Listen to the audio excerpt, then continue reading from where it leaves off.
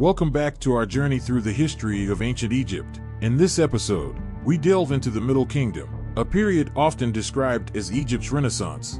Following the chaos and fragmentation of the First Intermediate Period, the Middle Kingdom represents a time of reconsolidation, cultural revival, and significant achievements in art, literature, and governance. This era, spanning from around 2050 to 1710 BC, saw Egypt reunify under strong pharaohs who restored order, expanded the nation's boundaries, and fostered a vibrant cultural life. Join us as we explore the notable events, influential rulers, and enduring legacies of the Middle Kingdom. A pivotal chapter in Egypt's illustrious history, the Middle Kingdom began with the reunification of Egypt by Mentuhotep II, the pharaoh of the 11th dynasty. After a period of political fragmentation and upheaval known as the First Intermediate Period, Mentuhotep II emerged as a unifying force. He re-established central authority from his base in Thebes, leading to the reunification of Upper and Lower Egypt around 2050 BC. This marked the beginning of the Middle Kingdom and a new era of stability and prosperity. Mentuhotep II's reign, lasting over 50 years, set the stage for a revitalized Egypt. His most significant achievement was the consolidation of power, but he also initiated extensive building projects, including his mortuary complex at Deir el-Bahari. This impressive structure, blending seamlessly with the cliffs of the Theban necropolis, served as a model for future architectural endeavors. The reunification not only restored political stability but also reinvigorated economic and cultural life in Egypt. Trade routes that had been disrupted were reopened, and new ones were established, bringing wealth and exotic goods into the country. The return of strong central authority allowed for the standardization of administrative practices, which improved efficiency and consistency across the kingdom.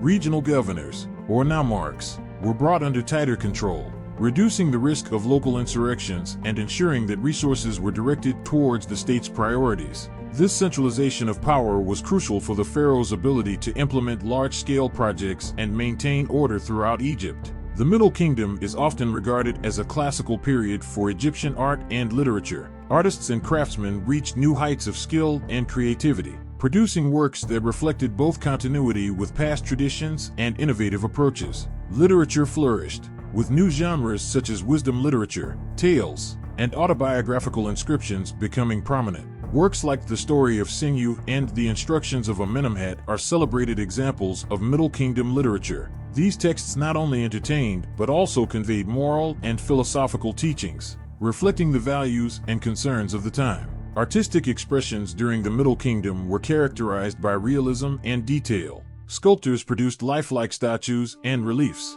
often depicting pharaohs and nobles with a striking sense of individuality. The craftsmanship in jewelry, pottery, and other decorative arts showcased the era's sophisticated aesthetic sense. The Middle Kingdom saw the development of portrait sculpture, where the individuality of the subject was emphasized, breaking away from the more idealized representations of earlier periods. Literary works from this period reveal a society deeply concerned with moral and ethical issues, as well as the responsibilities of rulers and the governed. The Tale of the Eloquent Peasant, for example, is a story that highlights the importance of justice and the proper conduct of officials. These narratives were not only didactic but also reflected the complexities of human experience, providing insights into the thoughts and emotions of the ancient Egyptians. Wisdom literature, such as the Instruction of Ptahhotep, offered guidance on ethical behavior, leadership, and the principles of Ma'at, the ancient Egyptian concept of order and harmony. The Middle Kingdom pharaohs undertook numerous military campaigns to secure Egypt's borders and expand its influence.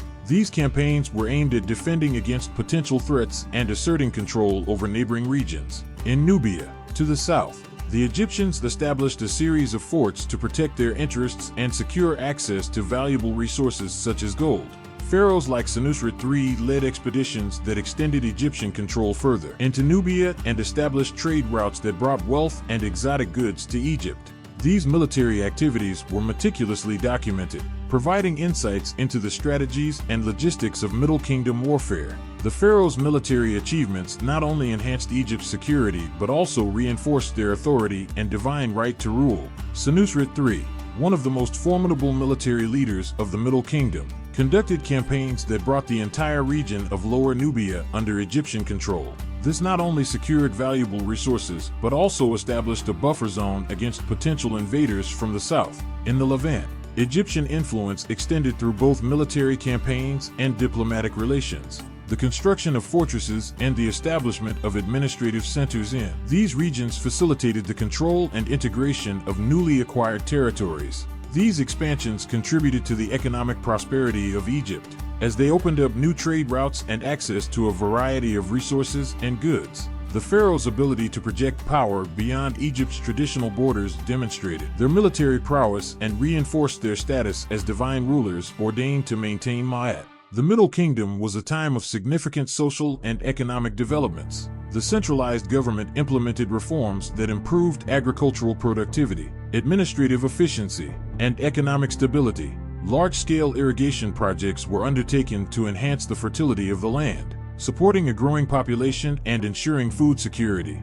These projects, often organized by the state, involved the construction of canals, reservoirs, and dikes to manage the Nile's annual floods and extend arable land. Trade flourished during the Middle Kingdom, both within Egypt and with neighboring regions. The pharaohs fostered economic exchanges with Nubia, the Levant, and other Mediterranean cultures, bringing in a variety of goods, including timber, copper, and luxury items. This period also saw the rise of a prosperous middle class, consisting of skilled artisans, merchants, and officials who played a crucial role in the economic and cultural life of Egypt. The increase in trade and economic activity contributed to the wealth and stability of the kingdom, allowing for further investment in public works and infrastructure. Socially, the Middle Kingdom saw a more pronounced stratification of society, with a clearer distinction between different classes. However, there was also greater mobility within the social hierarchy, as individuals from non-royal backgrounds could achieve significant status and influence through merit and service to the state.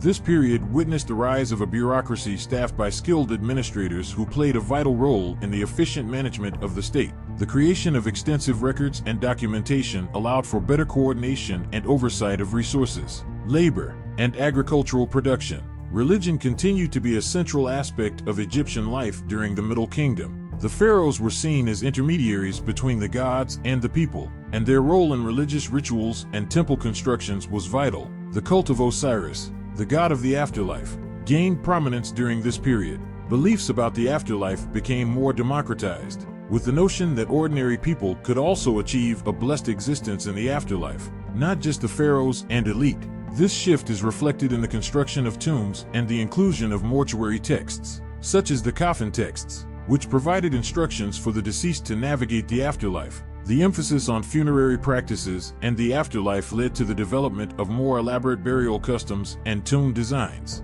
Nobles and officials built elaborate tombs, often decorated with detailed scenes depicting their lives, beliefs, and aspirations for the afterlife. The construction of pyramid complexes continued, although on a smaller scale compared to the Old Kingdom, reflecting changes in religious practices and economic considerations. The Middle Kingdom saw the proliferation of small, personalized religious statues and stelae, which were used by individuals and families for private devotion. Temples dedicated to various deities were constructed or renovated, serving as centers of worship and community life. The role of priests and religious officials became more specialized, with different ranks and duties associated with the maintenance of temples and the performance of rituals. The increasing accessibility of religious practices and the emphasis on personal piety reflected a more inclusive approach to spirituality, where ordinary Egyptians could participate more actively in religious life. The Middle Kingdom was marked by the reigns of several influential pharaohs who left lasting legacies.